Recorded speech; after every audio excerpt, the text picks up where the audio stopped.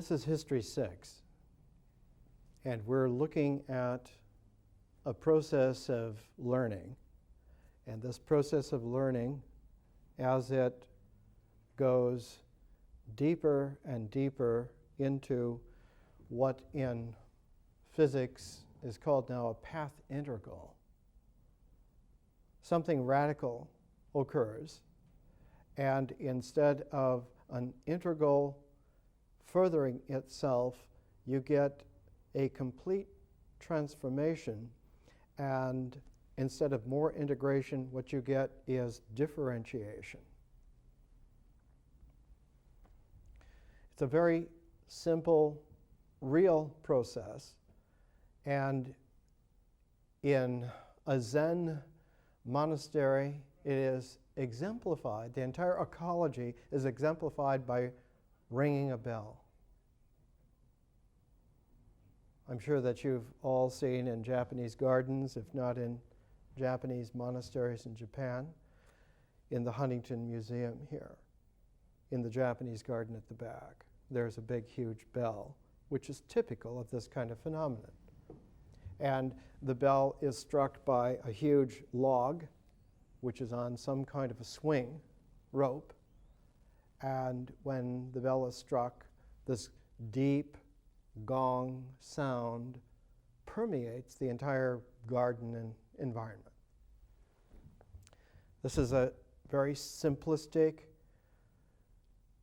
refined way, which the Japanese always have, of taking a very complex process and taking it to its bare bones and then just simply depositing it.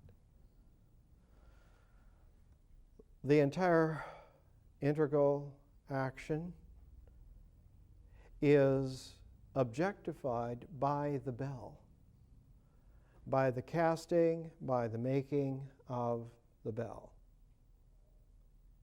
And the trigger for the sound is the striking of the bell or the gong. It's a very simple process. But if you could see with molecular eyes, if you could see with atomic vision, if you could see the pattern of the sound that comes from the bell, the sound waves are resonances of the shape of the bell.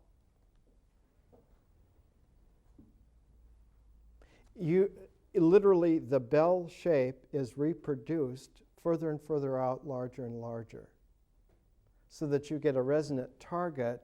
And what is peculiar is that when bells are made right, every sound wave has the entirety of the shape of the bell. It isn't that this part of the garden gets only the curve of this part of the bell. It's that when bells are made right, every vibrating molecule in the air carries the shape of the entire bell. In physics, this is known as the process of a soliton. And it is the part of the way in which reality works. The mind, when it is integrated in just the right way, and it is struck by just the right kind of gong, will do the same thing. So that every iota of attention will have the entirety of the mind complete in it. And instead of noting something partially, one notes it totally. Or once D.T. Suzuki, in an interview in the early 50s with a very young Houston Smith, searched for an English word. He said it's like totalistic. That Zen seeing is not seeing perceptually, nor is it seeing conceptually, but it is seeing seeingness itself and is complete. Or to use a traditional word which religious literature in the West has favored for about 2,000 years, it is perfect. It is complete in the sense that its integration is exactly what it is, and that its reverberation is perfectly cloned and reproduced so that the completeness goes out from the object itself and redistributes its precise, total, complete objectivity perfectly throughout the medium in which it occurs.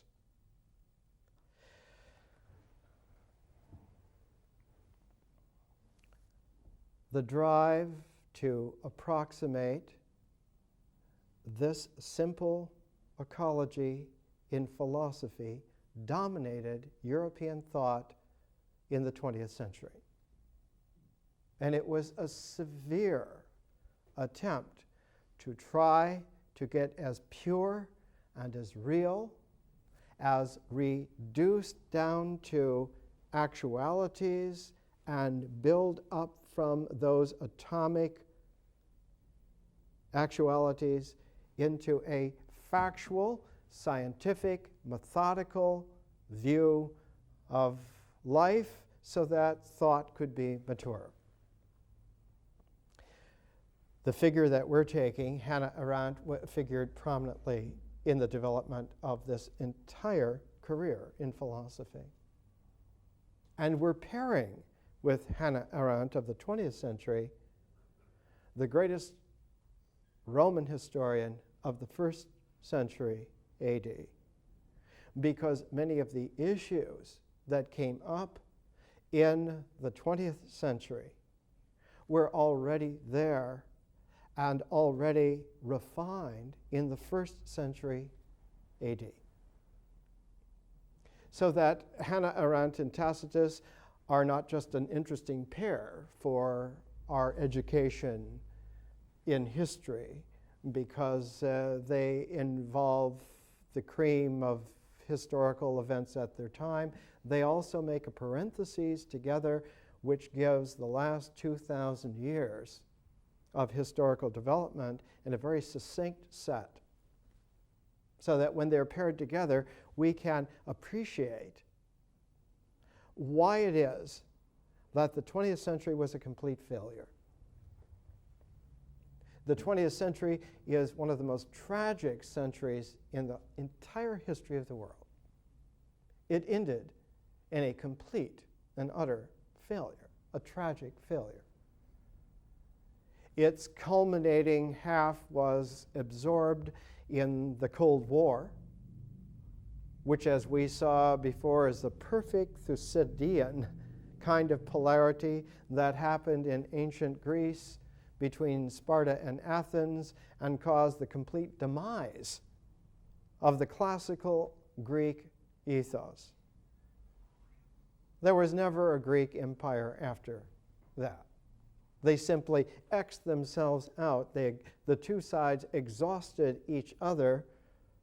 Athens became a university town. Sparta became a village that eventually disappeared into the ground.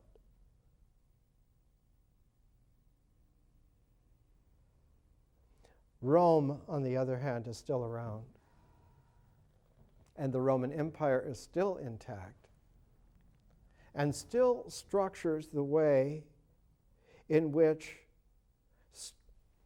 cultural developments that are agglomerated into national empires are still held together and structured in a Roman way.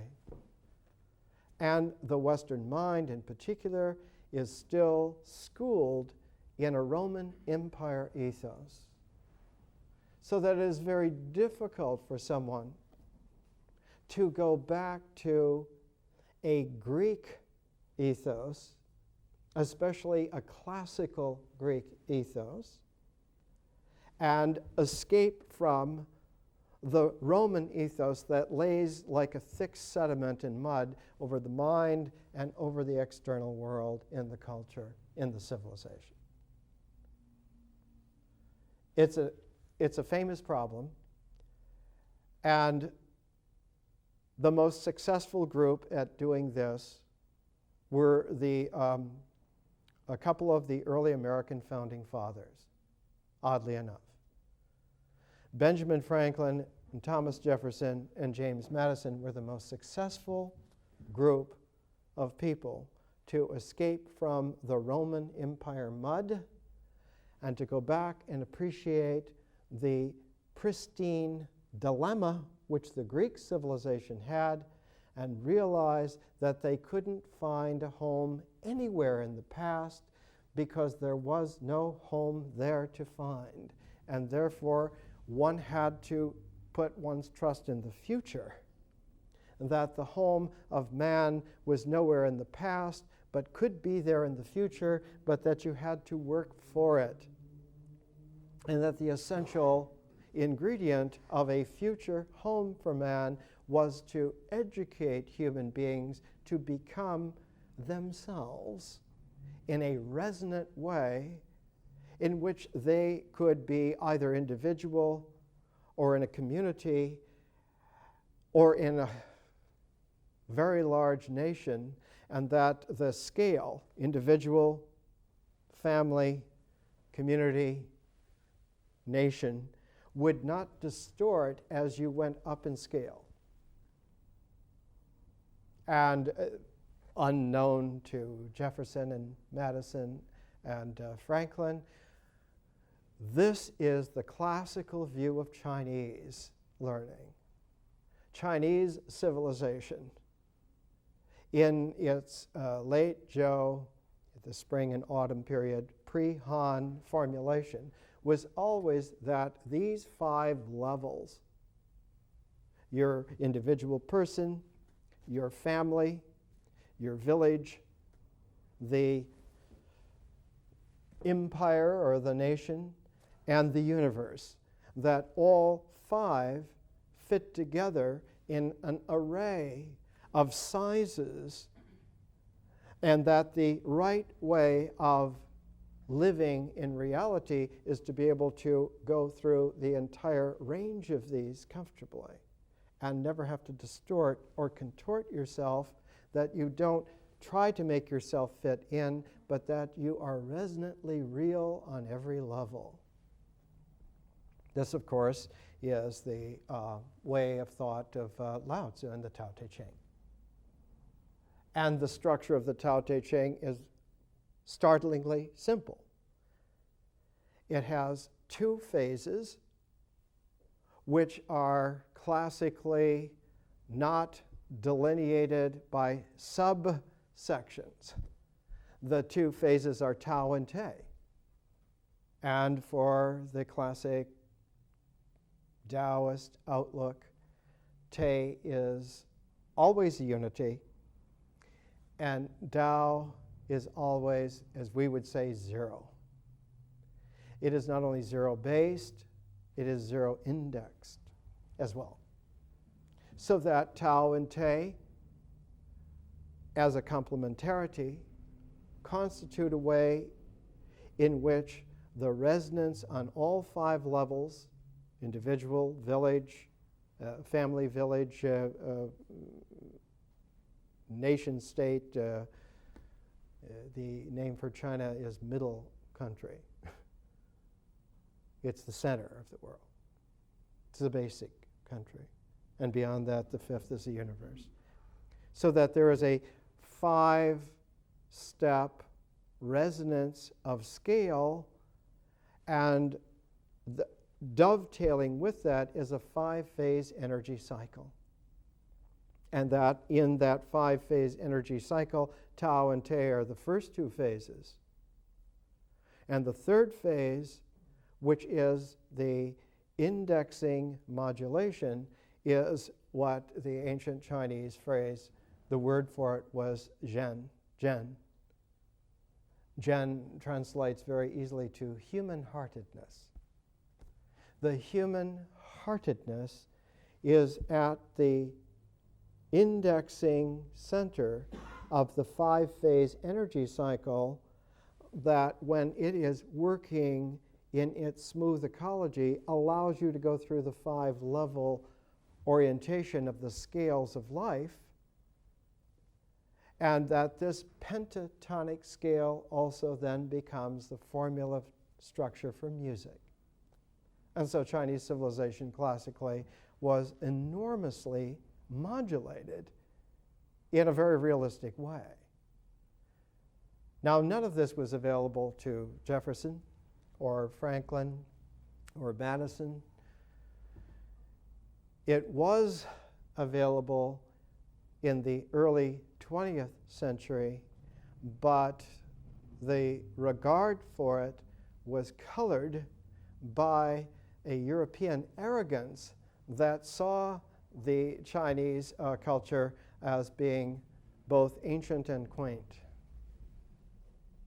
and not at all viable. After all, Lao Tzu lived 2,500 years ago. He's a contemporary of Pythagoras. And are we still Pythagoreans?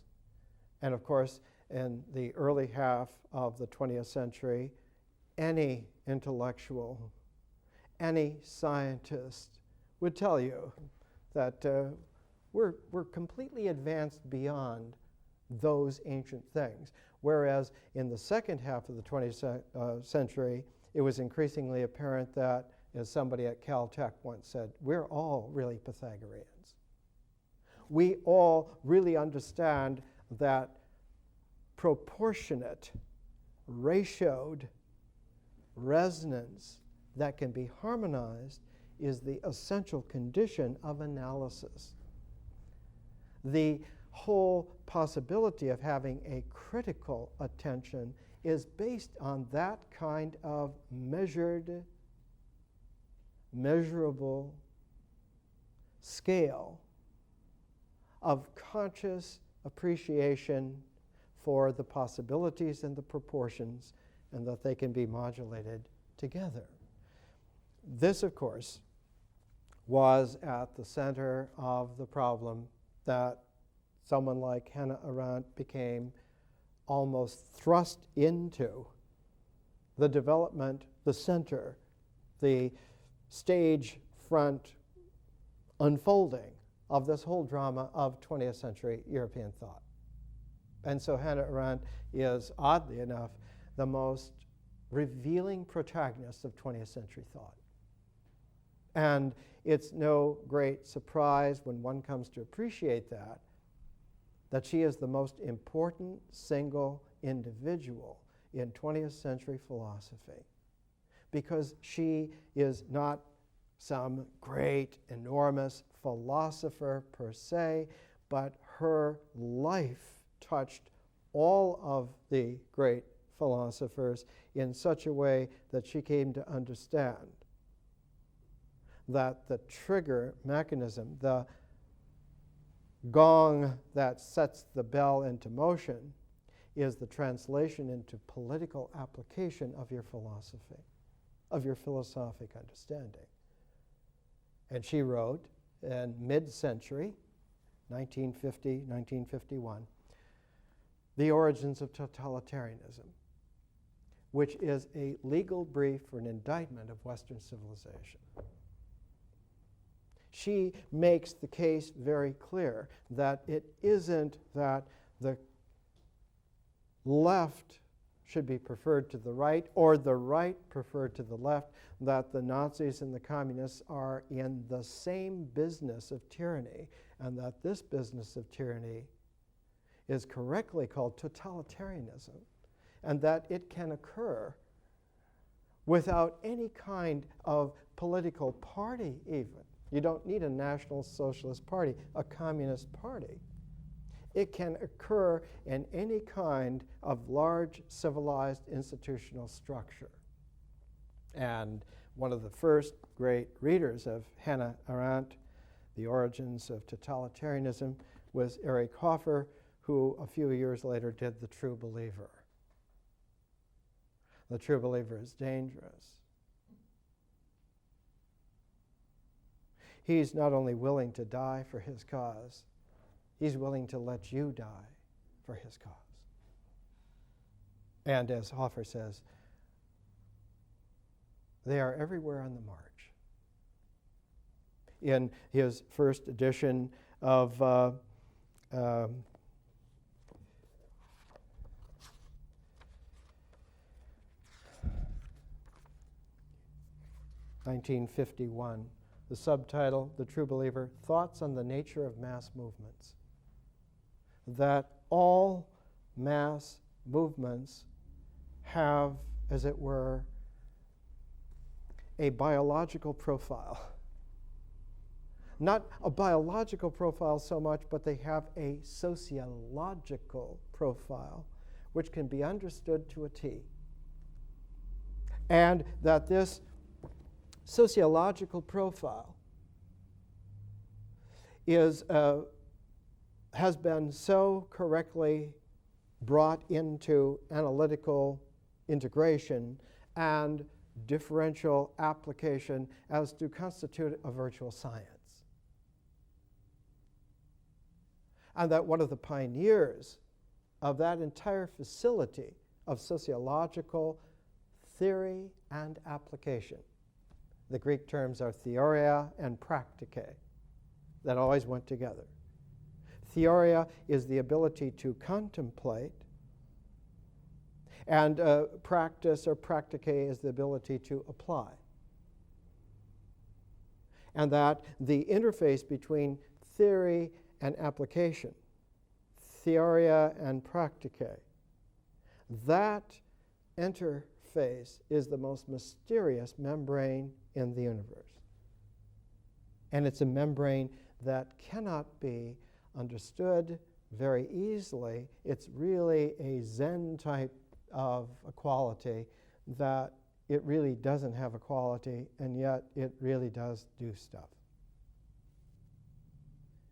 The founding sociologist who studied ancient civilizations close enough to see that the modeling happened the same way everywhere all the time was named Max Weber.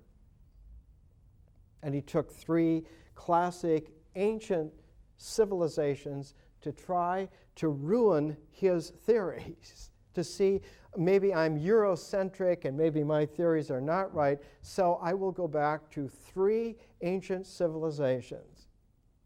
And he went back to ancient China, he went back to ancient India, and he went back to ancient Judaism. And Max Weber, again and again, came out similar results. That this aligns, and that what one comes to understand is that at the center of this entire ecology of repetition, of problems, is the city. And so he wrote a great monograph on the city also. Max Weber was the mentor, the friend, the major professor of a young philosopher named Karl Jaspers. And Karl Jaspers was the lifelong friend and mentor of Hannah Arendt. And Hannah Arendt and Jaspers' correspondence is about 800 pages. So that Max Weber is like the grandfather of Hannah Arendt's outlook. Deeper than that. When Jaspers was a young professor, he became a professor about 1913, just before the First World War. He published a couple of little monographs, and then he didn't publish again until 1931. He spent all that time thinking, living, refining, and when he finally brought out his big 3-volume philosophy in 1931, everyone was astonished because he had been written off. He had been written off since the early 1920s as someone who was washed up. He had a couple of little tiny monographs in him, and that was it, because there were a lot of professors who do that, who write something in order to get their professorship, and then that's it. They can't produce anymore. They're one-shot guys. At the same time that Jaspers was entering into this period of silence, of professional academic silence, The other mentor, the other deep philosophic influence on Hannah Arendt, Martin Heidegger, was becoming more and more and more famous, more and more radically famous. He was becoming, in fact, the voice of the most powerful, radical, Zen-like sophistication of understanding reality on the European continent, where Jasper's mentor and friend and guide was Max Weber, Heidegger's mentor, and you can't even say friend because he was the kind of man that is not very friendly, but his mentor was Edmund Husserl. And Edmund Husserl, in the 19th century, had been a mathematician, an engineer. And when he turned his attention to philosophy, he found it a complete jumble, a complete junkyard. It's so full of ambiguity, nobody can do anything, nobody knows anything. And being a mathematician, being an engineer, he applied himself to clean up philosophy by introducing a logical procedure, a method. And in 1901, he published it in 2 big volumes. This is the English translation. It's simply called Logical Investigations. Logical Investigations. Here's some of the subtitles on the title page. A Prolegomena to Pure Logic. Expression and Meaning. The Ideal Unity of the Species. So the mentor for Martin Heidegger was a completely different kind of figure from Max Weber.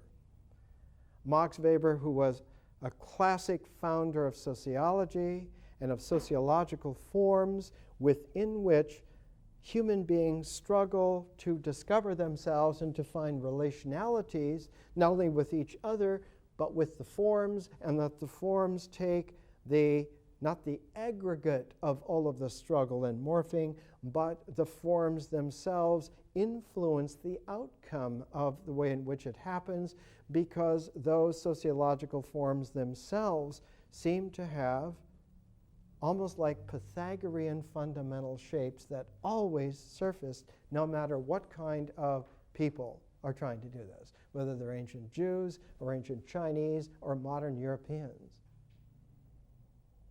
That these kinds of forms come out because they are brought into play by the kind of application that the theorizing develops.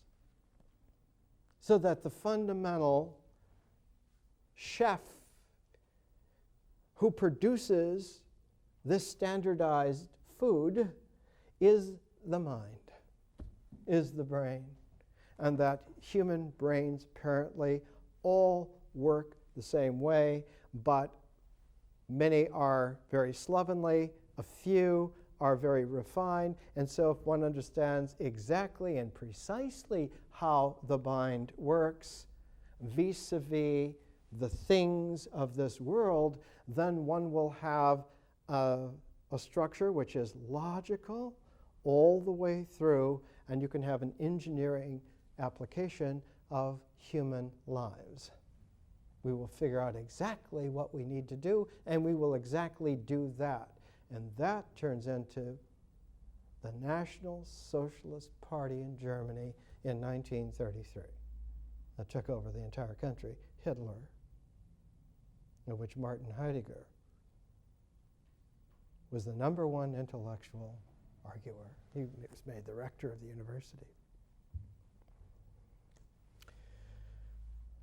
Very difficult for him. Very, very difficult, because the problem at that time was that in order to find a way to have a motive to purify to this level, in sociological terms, you need to find a scapegoat, and the Jews became the scapegoat of the Nazis, even more than the communists. communists are slovenly 19th century philosophic dupes, but the Jews are a historical issue that goes back to the beginnings of the Roman Empire. And Hannah Arendt was Jewish. And it was very embarrassing for the great university professor, the most famous philosopher in Germany in 1933, to admit that he had been a lover of a young Jewish woman who was just a student of his. And he was already married. He already had 2 sons. He was already a university professor. All of it was very embarrassing. And he knew that years before. When he met Hannah Arendt, she was 18 years old. But someone like Hannah Arendt at 18 is already enormously capable, fantastically sharp. She was concerned with the way in which reality flows through the mind and creates a philosophic array of ways of looking at the world, and wanted to investigate this. And Heidegger seemed to her to be not the knight in shining armor, but the most radically esoteric thinker alive, who was handling this dragon of chaos. And he was in the midst of, this is 1924, he was in the midst of formulating for himself a massive philosophic work that would do what logical investigations called for. It would go deeper than the mind. It would go to the atomic levels of reality and likewise evoke the universal characteristics of the universe. And he called that work Being and Time. In German, Sein und Zeit. Being and time. Now, it's very, very strange. He was getting the ideas for this exactly at the time that he met Hannah Arendt. And in later correspondence, in later interviews, in later discovery, in piecing together the history of that time, it turns out that she was the inspiration for Being and Time. His involvement with her was not just purely sexual, but that the eros was intellectual passion as well.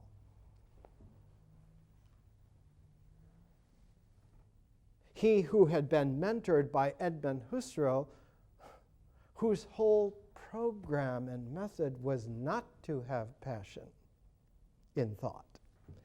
Thought must be, the English term for the procedure is that you have to be able to bracket things of this world and bracket things of the mind so that you do not have any ambiguities, no distractions, no contextual difficulties, but what you have are phenomena. And his method, the study of phenomena, is called phenomenology. And it is phenomenology, then, that becomes the central issue in Edmund Husserl. This is one of his books in translation. Oh, his books are all still in print. All this is very current. The Crisis of European Sciences and Transcendental Phenomenology. Why transcendental? Well, because there was a German philosopher named Immanuel Kant who went into the critique of pure reason and found that there is a transcendental quality to the mind that has the ability to absorb a priori structure. And it is this critique of pure reason that for 200 years was a problem for German philosophy. And Edmund Husserl in bringing this issue to the forefront. And Heidegger, in Being and Time, trying to refine it and bring it out of the forefront into a universal application, a critique of the atomic structure of being and the application to the universal structure of human lives. The second part of Being and Time, which was never written, never completed, was to be on Immanuel Kant. Oh, he did notes for it, and he published it separately. Being and Time was published in 1927, and 2 years later, he published his work on Kant. It's called Kant and the Problem of Metaphysics. But this is hardly a unified philosophical work. It's very difficult, in fact, to read. Not just because the language becomes haunted by German hyphenization. Odd Greek-based syllables put together with many hyphens in order to create a new language to methodically typify reality. The difficulty is that reality doesn't typify. It doesn't hyphenate. Anyone who has looked at Lao Tzu at all realizes that it rather flows wildly. But this didn't stop Heidegger. It didn't stop Husserl. It didn't stop the other student of Husserl, who was French, who decided that Heidegger was very close, but that he was too Germanic, and the other philosopher was Jean-Paul Sartre. And Sartre's book is not Being and Time, but Being and Nothingness. After the break, we'll come back and we'll take another look. But one of the deep problems for Sartre, and he says it in Being and Nothingness, one of the deep problems is nothingness. It is a very eerie thing to philosophically bring one's mind to bear upon this problem. In Hazel Barnes' great translation, the section called The Phenomenological Concept of Nothingness, in a section called The Origin of Negation, he writes, and it translates this way: Heidegger, while establishing the possibilities of a concrete apprehension of nothingness, never falls into the error which Hegel made. Hegel, a great competitor with Kant, about the same time, a little bit later. Heidegger does not preserve a being for non-being, not even an abstract being. Nothing is not. It annihilates itself. It is supported and conditioned by transcendence. We know that for Heidegger, the being of human reality is defined as being in the world, with hyphens. Being in the world. The world is a synthetic complex of instrumental realities inasmuch as they point to one another in ever-widening circles, and inasmuch as man makes himself known in terms of this complex which he is.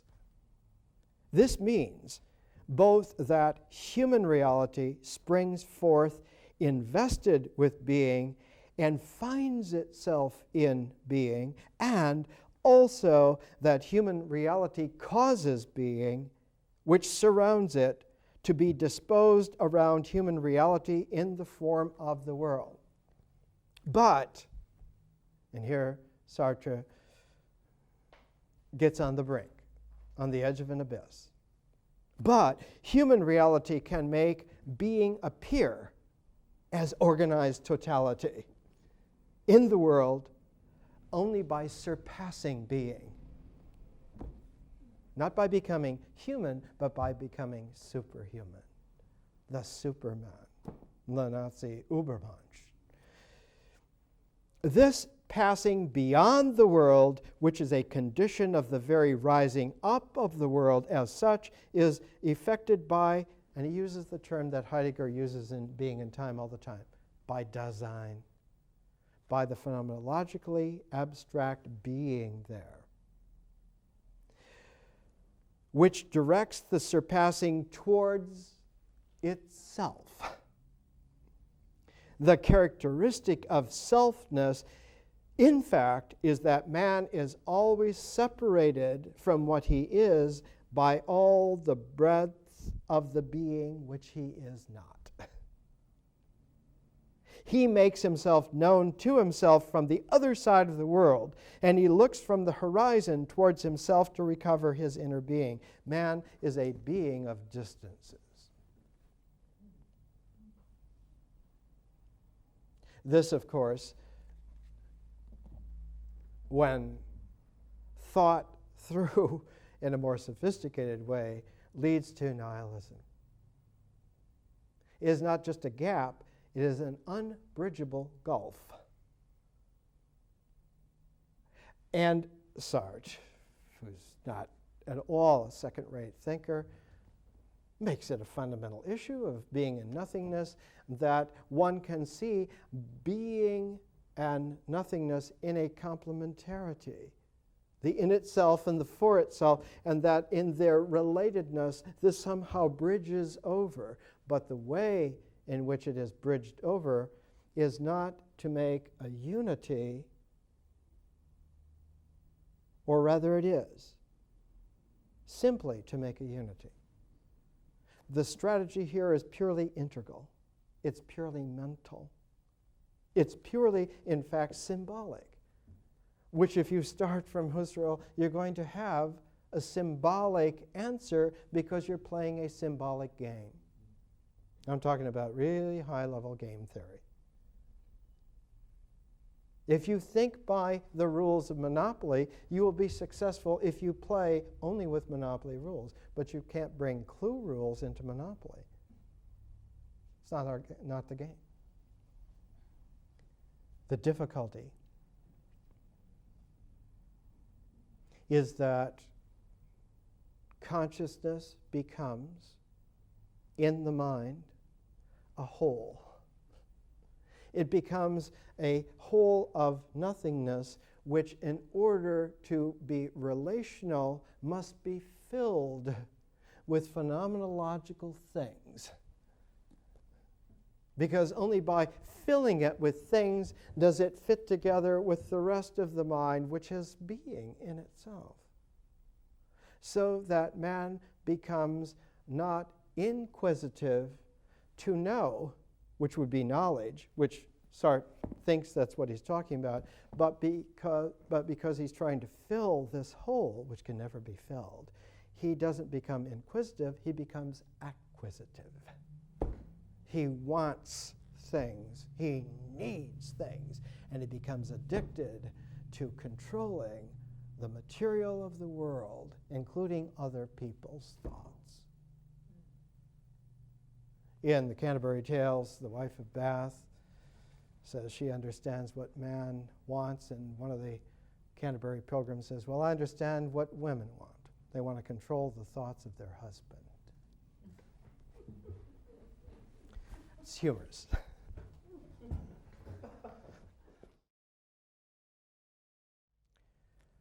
Let's come back and let's reestablish a bit of a track for ourselves. Let's come back to the fact that The True Believer came out in 1951. The Human Condition by Hannah Arendt came out in 1958. And The Origins of Totalitarianism came out in 1951. We're used to thinking that the 1950s were like a Milton Berle, Sid Caesar carnival, and the 50s were haunted. the 50s were haunted. In fact, one of the great essayists on the 50s, I.F. Stone, who used to put out a weekly newsletter, he has collected essays, was called The Haunted 50s. In 1950, you had the first science fiction films that really got to the public. You had Howard Hawks' The Thing from Another World, and you had Destination Moon, the docudrama of the first flight to the moon from Robert Heinlein's script. The next year, you had The Day the Earth Stood Still, about visitors from other planets that had come, and the government was trying to keep them quiet. And they wanted to walk around among humans to see what life was like, had brought a message that the nuclear capacity of man was disturbing to other civilizations on other star systems, and that we were being told to watch our step. Within a couple of years, you had movies like Them, about giant ants, that nature was going wacko because of radiation, because of atomic interference by man and nature, culminating in 1956 with the great film Forbidden Planet. So that the 50s had this peculiar tone, the haunted 50s.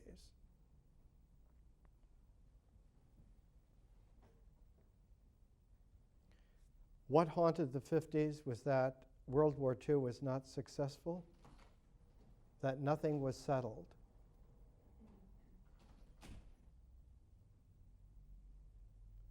The same thing happened in the 1920s in Europe. The 1920s in Europe were haunted by the fact that the First World War had settled nothing. And it wasn't called the First World War, it was called the Great War. There was a line called the Maginot Line in between the French and British and the Germans that went for hundreds of miles of dug-in trenches, and after 4 years of millions of young men being killed, those lines were pretty much where they were when they began. It was like a psychotic fracture of the very land of Europe that went from 1914 to 1918, and after all of that, it was apparent by 1919 that nothing had changed. Nothing was settled. In Germany, the industrial military complex was being given loans to refashion itself and come back exactly as if nothing had happened. And in Great Britain, you had a lone voice in the figure of H.G. Wells, who kept saying, we are in a very dangerous, even more dangerous situation than we have ever been. We faced a break and a breakdown in the Great War, and the next war we will face oblivion. And you had, in the midst of all of this,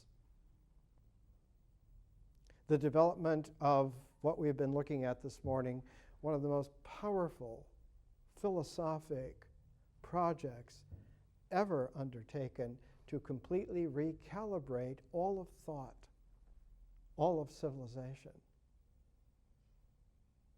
And this program was being developed, it was being designed, it was being planned for in the 1920s, all with a mind towards applying it. The Greek term for this application is praxis, and the 1930s was the praxis of this philosophic design and program. And in the 1930s, the ultra-right and the ultra-left polarized and confiscated the creme de la creme of all these plans, and what you had was Stalin's Russia and Hitler's Germany. In the 1930s, praxis led directly in almost like a ballistic trajectory to the Second World War. And it led to the Second World War in such a way that people, men and women who were intelligent at the time, saw that this was unavoidable because the circumstances had prepared for this event. It was like a self-fulfilling prophecy. The Second World War was not an accident at all, nor was the First World War an accident. They were planned for. And in the haunted 50s, it was apparent that the Second World War had settled nothing.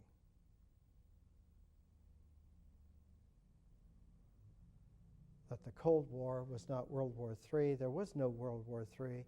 It had become ingrained as a way of life, as a strategic, institutional, ongoing plan to keep everything in this mix indefinitely.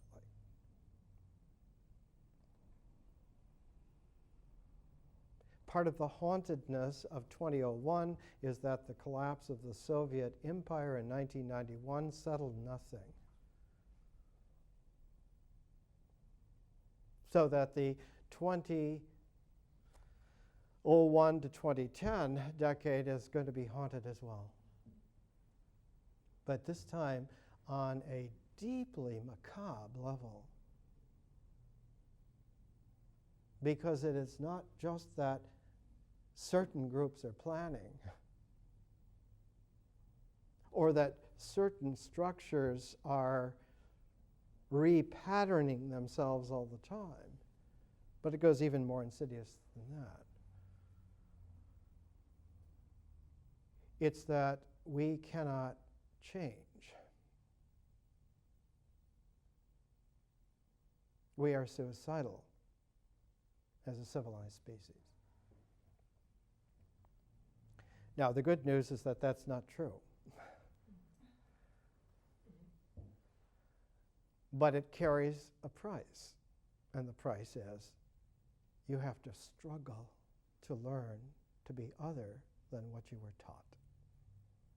Because what you were taught leads directly to murder and suicide all the time. All the time. Because the forms of civilization in their powerful integral 2,000 years ago were set that way, not just by the Romans, but the Han Chinese set the same tone. The Han Chinese were the Romans of East Asia, and they were just as good at it. When Han Wu-Ti took office in 140 BC, he was the only person in China who counted.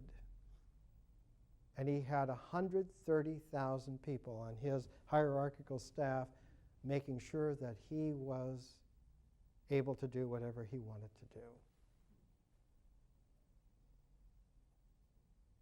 Because the founder of the whole dynastic program, the Emperor Qin, had given his name to the people. And after that, they were called Chinese. Before that, there were many scattered populations.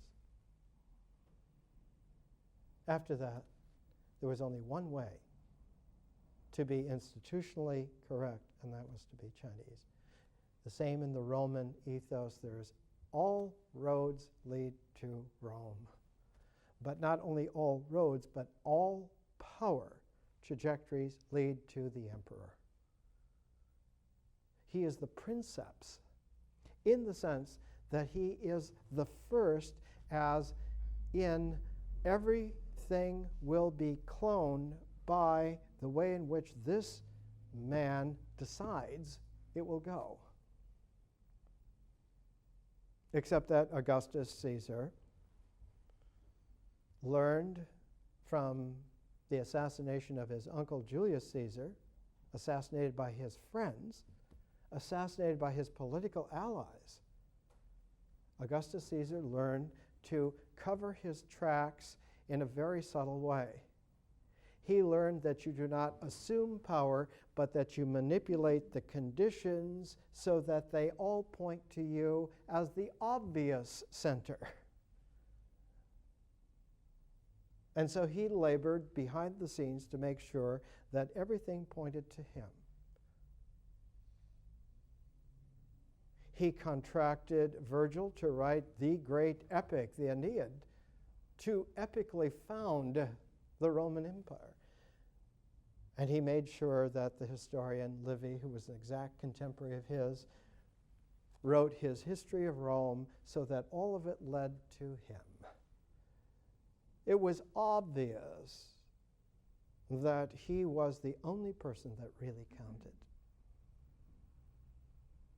I said last week that the title of Livy's history, Ab Urbe Condita, I always translate it as towards the urban condition, because that's its import. It means the city controls, and the controlling city is Rome, one place. Livy meant it in his Augustan Latin. Notice that even the literary term for the age is Augustan literature. Virgil and Horace belong to Augustan literature, and so does Livy. And Livy's, the title of his work actually means from the foundations of the city. It means that this was the original template from the foundations that come down all the way and lead to here. It leads to Rome, surrounding the Forum, surrounding the building center that Augustus establishes. And he was subtle. He was subtle because he didn't want to protest that he was not the center, but he wanted to graciously accept your inevitable conclusion that he was the center. So instead of making the greatest building of the age, the greatest domed building of the age was called the Pantheon. Not the temple of a god, but the temple of all possible gods. The Pantheon. And it was the largest dome structure in the world at the time. And it was built and designed by his right-hand man Agrippa, who was at the same time the head of Augustus Caesar's navy. But instead of making the Pantheon as this obvious center of power, he made this little tiny building, the Arapacis Augusta, the center. And that if you went in, you would not find Augustus Caesar at the throne, but you would find a big sculptural frieze of Tellus Mater, of Mother Earth, with little children and cornucopia, all the fruits of life. All of life leads to this context where it's quite natural that Augustus is the center, because he holds together something indispensable to your life. He holds together, the Latin term was pietas. He holds piety together. Piety is much deeper than power. Piety is respect raised to an ultimate level, an asymptotic level. Without piety, there's no holiness, there's no relationship to the divine. So that no one, no human thing has any bridge to the divine, to God, unless it goes through this center, occupied by this man.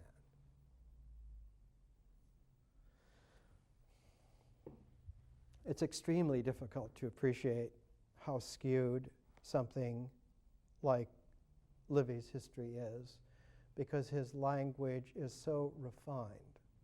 Even in that time period, the great writer on style, the great teacher of rhetoric, one of the most brilliant and erudite human beings who's ever lived, a man named Quintilian, styled Livy's Latin as milky smooth.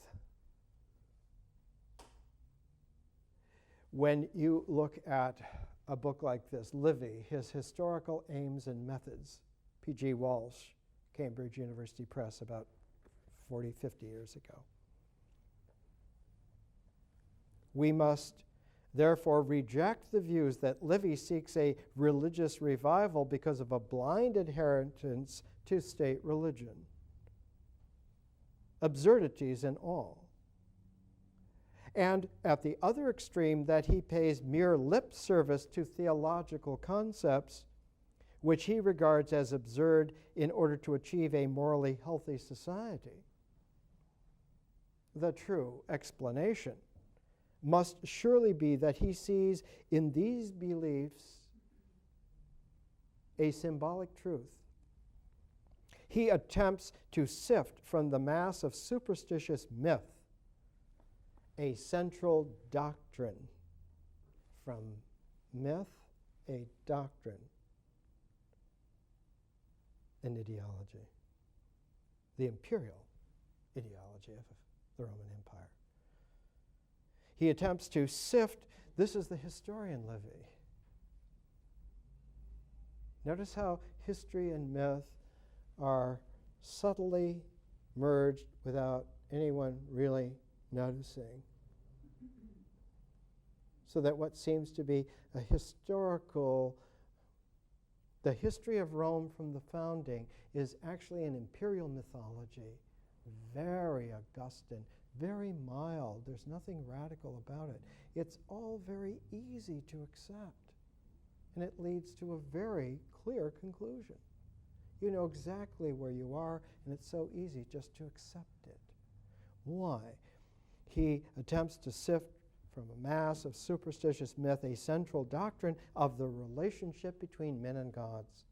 It's all about man and God. And if the state mediates between man and God, then you really want to be careful if you criticize it. You may be interfering in something that you don't know about. Watch out, watch out. Notice how subtle it is. Notice how massively intimidating it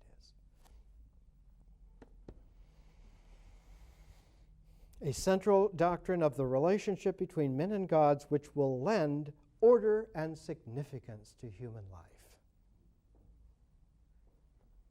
Where are you going to go? You're going to make your own private world? If we don't like you, we'll put you outside the city, and then what will you do? The theme of Logan's Run, a science fiction movie, by the way. This is the fundamental force of Livian pietas, a reverence for the Godhead which ensures the right ordering of men's lives. It is this conviction of a symbolic truth at the heart of Roman religion, which alone can explain the pattern of belief consistently and even passionately expounded in Livy's interpretation of the past.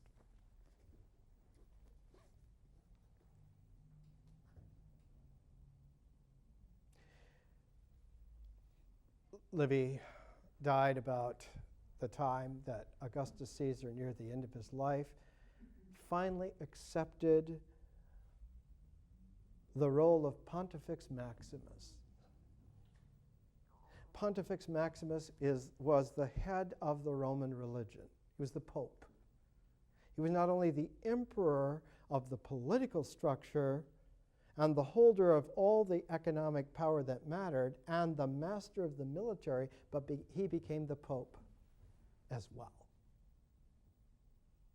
Now, his uncle Julius Caesar had seen the potential of being Pontifex Maximus right away, and one of the reasons he was killed is because he had become divine, because the Pontifex Maximus becomes the arbitrary figure chosen out by destiny to represent the only point of contact between man and God. The Pontifex Maximus is the only contact between man and God. All other beings, all other men and women, have their contact with God ordered and significant because they have obedience through pietas to this contact here, who is infallible. In the Chinese Han Dynasty, imperial power, it was the same thing. A new emperor coming in went to sacred mountain, Taishan, and he performed two ceremonies, the Feng and Shan ceremonies. The one ceremony, he went to the top of the mountain alone and made his contact and received the mandate of heaven. And then he came down from the mountain at the foot to the collected leaders, and he gave them the impress of his mandate from heaven. And then they knew that he was the chosen one. It's exactly the mythology of Moses. You get the 10 Commandments and come down and show them. Who is going to argue with you? It's not that this is wrong. It's that this is a pattern of projection which recalibrates the whole integral structure of the way in which human life happens. And that it leads, unbelievably, to violence and war all the time. It leads to universal death, finally. We know now. It is radioactive. There is no way that it doesn't go there because that's a part of its ecology. Because in that recipe, the only way to transcendence is through death. So the only way to have a new world is for the world to experience oblivion. It is truly monstrous. It's insidious beyond belief. In the appreciation of Livy, in his time, only Tacitus had the genius and the historical capacity to shred the entire imperial mythology and the imperial ideology, abstracted from it, refined from it, and promulgated as the great solution, as its form of a Nazi final solution. Because it was actually very similar to the Nazi final solution, because it became apparent when the Caesar line of emperors failed, that they failed because something was left out of the power mix. And what was left out, the next dynasty, the Flavians, put in because they commandeered it, and what was left out of the Caesar lineage was the sense of the Jewish relationship to God. It had been left out. They were considered marginal. They were not important. But in analyzing why it was that things went from bad to worse, after Augustus, things went to Tiberius, and that was bad enough, and then it went to Caligula, who was truly crazy. And then it went to Claudius, who was like a temporary figurehead while the entire Roman society went to hell in a handbasket. And then came Nero, who decided to just burn it all down so he could start again and have Neroville. When it was apparent that all of that had led to a complete breakdown, in the year 69 AD, there were 4 different Roman emperors in 1 year. And finally, the whole dynasty was junked because it had not co-opted the Jewish God into the Roman pantheon of power. So the next dynasty, the Flavian dynasty, with Vespasian as the new emperor, and I talked about last week of him being made emperor by acclamation of miracles and military might in Alexandria. That's a long story of why it was Alexandria, but it was Alexandria. Because he had already set in process his oldest son Titus to draw the reins of Roman power even tighter in Palestine so as to force all of the revolutionary and Jewish groups throughout Palestine to either flee from Palestine outside the Roman Empire to go to places in Persia, or to collect defensively in one place, that was the city of Jerusalem. And then Titus laid siege to Jerusalem. He surrounded it completely. It was a huge city. It was 600,000 people. No one was allowed to enter and no one was allowed to leave, and the noose kept going tighter and tighter until, of course, there were skirmishes, and because the skirmishes started to kill Roman soldiers, the noose became more and more vicious, and finally they entered into Jerusalem en masse with one point in mind, and that was to level the Temple of Solomon completely, because it was the center of Jewish religion. It was the amulet that preserved the contact between God and man in the Jewish religion, and that by effacing it from the earth, there was no more point of contact of the Jews with their God. It didn't occur to them. It didn't occur to any of them. None of the Flavian dynasty did it occur that there was any such thing as an individual access to divinity. It came through power structures that were traditional for thousands of years, and if you commandeered them, you had it. And before the Temple of Solomon was destroyed, Titus made sure that he took the amulet that held, as they believed, good Roman religionists always believed, the power was in the amulets, and the amulet that he took was the great menorah from the temple. And it was so huge it had to be packed on an elephant's back. And at the entrance to the Forum in Rome, they built a great big arch that's still there. It's called the Arch of Titus. And in the center keystone is the menorah from the Temple of Solomon being brought in triumph to Rome, so that the Roman state religion now had all the pieces of the puzzle. They had left the Jews out, and now they had it. But in order to cover their tracks, they had to make sure that there was a Augustan implication of intimidation against the Jews. Not just an anti-Semitism, but a whole ethos that somehow these people never cooperate, and therefore they must always be left out, except that we have to make sure that before we do that, we have to commandeer the juice of their power, of their relationship to the divine.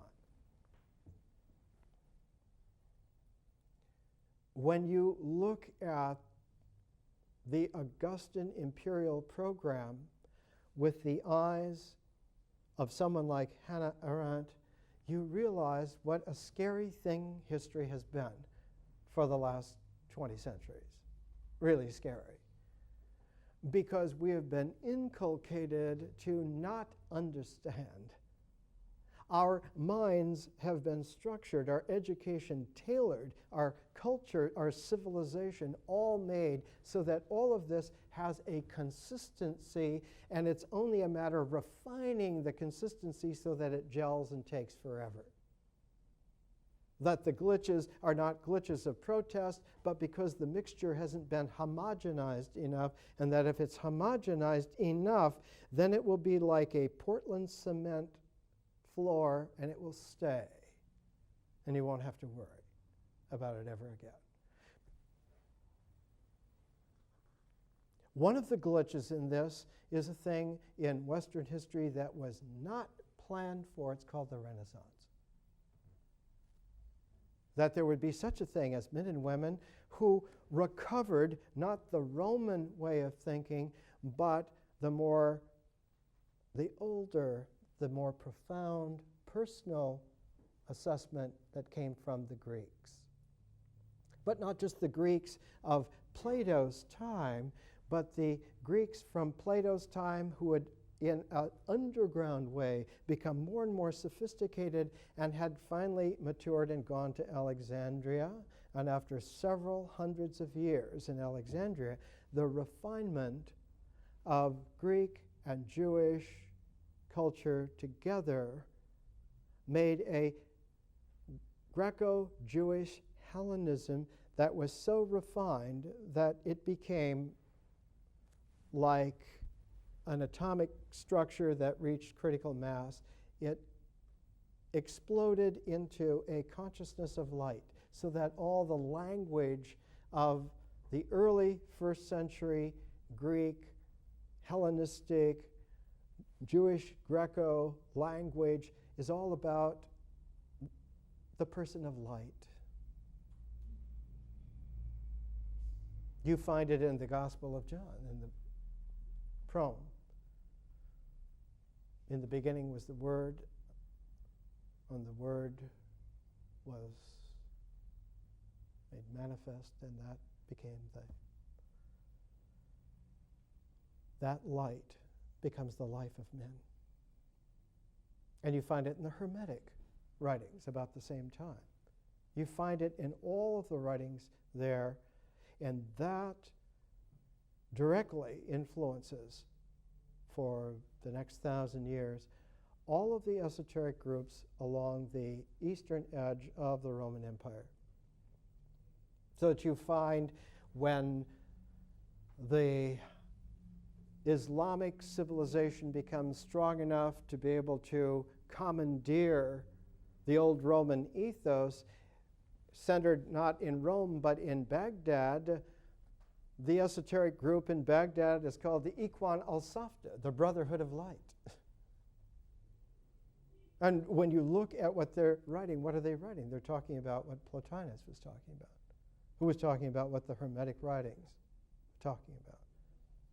It's going back to an old Greco-Jewish, not synthesis, but a transform. The difficulty from scholarly standpoints is they always look at as syncretistic syntheses, and it's not a synthesis at all, it's a differentiation. It has nothing to do with integrals. It has everything to do with differentials. It has to do with resonances that carry everywhere, anywhere, the entirety of the integral without having to remain in an integral mode. It's a difference that's monumental, of course. In the Renaissance, the most poignant historical mind was Machiavelli. He's famous all over the world for having written The Prince. The Prince means princeps. It means if you want to be an Augustus Caesar, if you individually want to be an Augustus Caesar in your own turf, this is the handbook of how to do it. It's a very subtle Augustan way of overcoming Augustinism. There isn't just one Caesar, there isn't just one Augustus. Anybody who knows how to do it can do it in their own territory, which means that it is democratized. And because it's democratized, there's no limit to what levels of smallness a person could be an Augustus in their own lives. You could be an independent operator, and there were in the Renaissance. There were warriors called conditierati who licensed themselves out. They have sword will travel. And they were fierce. They were like Italian samurai. They were unbeatable. And if you had a couple on your side, the war was over. You made peace because you couldn't beat these guys, because they were individual princeps. They were individuals unto themselves. But Machiavelli, in The Prince, this is just the academic selection. This is not the important work. The important work are the discourses. And what the discourses are Machiavelli's comments on living. Because you can't be a prince unless you have an organization that will allow you to stay a prince. Well, you have to have hitmen and power men to make sure that your princeness is understood by others. And at the center of the Machiavelli's discourses on Livy is on conspiracies. Because the taproot of maintaining an ideological control over a population is to have them more afraid of conspiracies than of what's going on here at the center. Well, Machiavelli in translation is very clear. He always was clear. He never pulled punches. I did not think I should omit an analysis of conspiracies, since they represent a grave danger for both princes and for private citizens. In other words, there can be conspiracies in your own life, and you better know how to handle them. Anyone is ultimately suspect of trying to horn in on your power. You get it? It's a very insidious thing. This means that our pairing together of Hannah Arendt and Tacitus is not just accidental, nor is it according to some Hoyle plan, but it is a phase of development where we're trying to understand why is it that our best ideas, when we go to apply them, always turn out different from what we expected. And they never work out the way that we had planned. The best laid plans not only of men, but of mice, it turns out. Mice have the same problem. They can't handle history. Let's come to thoughts on history, and then we're going to take a break and come back next week. I brought all kinds of books here for you to take a look at. The book I studied Roman history first when I was 17 at the University of Wisconsin is this, The History of the Ancient World, Rome, by the great Rostovtsev, Mikhail Rostovtsev. And I brought the first volume of Sir Ronald Syme's Tacitus, because understanding Tacitus is the beginning of pulling the tab on the fabric of the Roman Empire. And the more you pull on that tab, the more the whole thing unravels, because Tacitus said it that way, because he lived through it. Unlike Livy, who did all his learning in comfortable imperial-sponsored libraries, clean togas, lots of women and food, Tacitus fought wars, went through political travails, lived through the events of the time, and only when he was old and at a position, he was the governor of the province of Asia when he began to write, that he realized that from this point of privilege, he had to warn everyone, like Thucydides, that we're talking about patterns of events that self-repeat unless you learn not to do them, and it's not a matter of learning not to do them within the patterns. If you are co-opted by the patterns, it doesn't matter what opinion you have.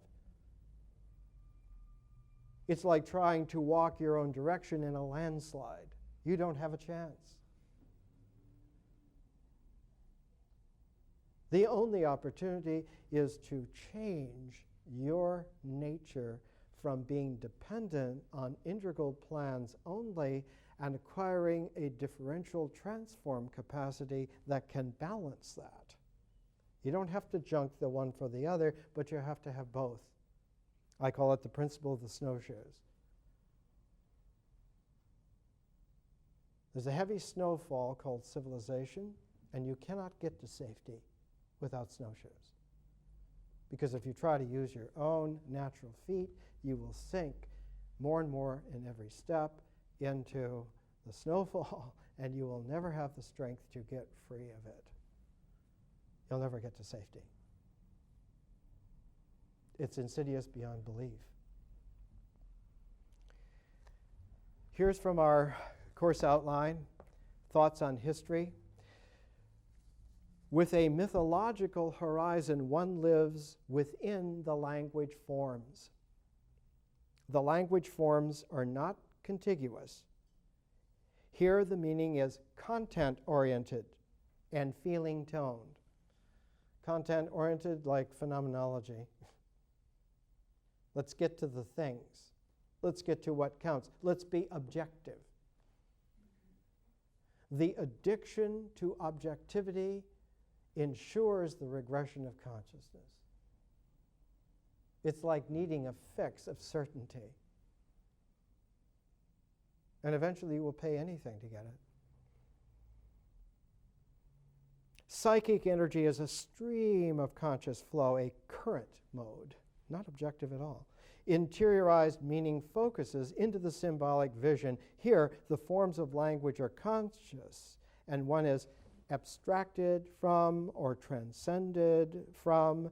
The feeling tone content somewhat deepen the integration and lessen the feeling content, have more the tranquility of the deep self in there. Finally, a being without images, imagelessness. No objectivity whatsoever. At the height of the wisdom, the high Dharma tradition in Central Asia, there was a technique developed. It was so akin to the ancient Western idea that the wise person is like a jewel that has been cut, like a diamond. And the sutra was called the Vajrachedika Sutra, the Diamond Cutter Sutra. And the Diamond Cutter Sutra has exactly the same language phrases that build up and the same language phrases that build down. It is a perfect paired parentheses going towards one statement only. The only statement in the entire sutra that counts. The rest of it is winding up to be there and winding down to be back wherever you started. The statement is, awaken the mind by not letting it rest on anything. More next week.